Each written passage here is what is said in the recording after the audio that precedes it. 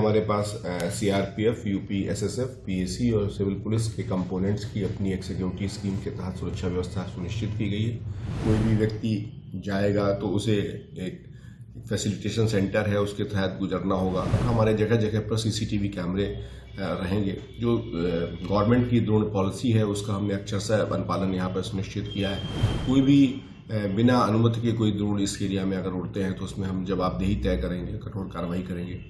Anti drone solutions को भी उस समय व्यवस्थापित रखा जाएगा ताकि हम उस पर प्रभावी कार्रवाई समय रहते कर सकें। अयोध्या हमेशा से संवेदनशील क्षेत्र होने के नाते यहाँ पर पहले से ही सुरक्षा योजना के अंतर्गत हम लोग अपनी सुरक्षा ड्यूटियों को जो भूमिका देते हैं और उसके बाद उसकी सम्यक उसका अनुसरण करते रहते हैं। इसमें हमारे पास सीआरपीएफ, यूपी, एसएसएफ, पीएसी और सिविल पुलिस के कंपोनेंट्स की अपनी एक सिक्योरिटी स्कीम के तहत सुरक्षा व्यवस्था सुनिश्चित की गई है। इसमें विभिन्न तकनीकी आयामों का भी समावेश किया गया है और हमने इसमें फोर्स मल्टीप्लायर्स को भी जगह जगह पर ऐड किया हुआ है और उस समेकित रूप से उद्देश्य ये है कि हम सुरक्षा व्यवस्था सुदृढ़ करें और साथ साथ जो श्रद्धालु आ रहे हैं उनके साथ एक बेहतर व्यवहार फोर्स के लोग कर सकें, इसके आशय का व्यवहारिक प्रशिक्षण भी कराया गया है। बात की जाए जैसे राम मंदिर बन रहा है ट्रस्ट के अंदर, किस तरीके से सुरक्षा व्यवस्था होगी, कैसी सिक्योरिटी चौकसी रहेगी सर? देखिए, सुरक्षा हम लोगों ने जो इसमें पूरी जो हमारी नई सिक्योरिटी प्लान है उसके तहत कोई भी व्यक्ति जाएगा तो उसे एक फैसिलिटेशन सेंटर है, उसके तहत गुजरना होगा। सिक्योरिटी चेकअप्स हैं, उसके तहत उसके जाना होगा। वो सारी व्यवस्थाएं हम लोगों ने जो पहले की तुलना में और अधिक विकसित तरीके से इसको की हुई है और हमारे जगह जगह पर सीसीटीवी कैमरे रहेंगे। जो गवर्नमेंट की ड्रोन पॉलिसी है उसका हमने अक्षरशः अनुपालन यहाँ पर सुनिश्चित किया है। कोई भी बिना अनुमति के कोई ड्रोन इस एरिया में अगर उड़ते हैं तो उसमें हम जवाबदेही तय करेंगे, कठोर कार्रवाई करेंगे। एंटी ड्रोन सॉल्यूशंस को भी उस समय व्यवस्थापित रखा जाएगा ताकि हम उस पर प्रभावी कार्रवाई समय रहते कर सकें।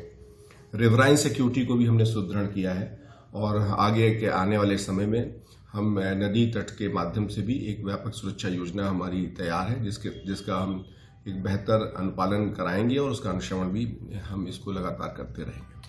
ट्रैफिक मैनेजमेंट को किस तरीके से व्यवस्था की? देखिए, हमने अपने यहाँ पर 37 विभिन्न पार्किंग स्थलों को चिन्हित किया है। कुछ शासकीय भूमि पर हैं, कुछ अशासकीय हैं। दोनों तरह के स्थितियों पर हम लोगों ने एक अपनी बेहतर तैयारी की हुई है। उन पर भी हम ANPR कैमरे स्थापित रखेंगे। हम एक एडवांस सिस्टम भी विकसित करने पर कार्य कर रहे हैं जिससे कि लखनऊ से चलने पर ही आपको पता चल जाए कौन सी पार्किंग आपके लिए खाली है, कौन सी पार्किंग आपके लिए अभी उपलब्ध नहीं है। हम उसी तरीके से ट्रैफिक मैनेजमेंट सिस्टम करेंगे। डिफरेंट स्क्रीन्स के माध्यम से भी लोगों को इस तरह से अवगत कराया जाएगा कि उनको किस तरफ जाना ठीक रहेगा। समय समय पर एडवाइजरीज हमारी वेबसाइट के माध्यम से जो कि हम उसको भी लोगों को बताते रहेंगे और विभिन्न चैनल्स के माध्यम से भी। तो कुल मिलाकर के जो पीक डेज हैं जहां पर हम ट्रैफिक डायवर्जेंस अपने रखते हैं मेलों के दौरान, वहां पर हम करेंगे।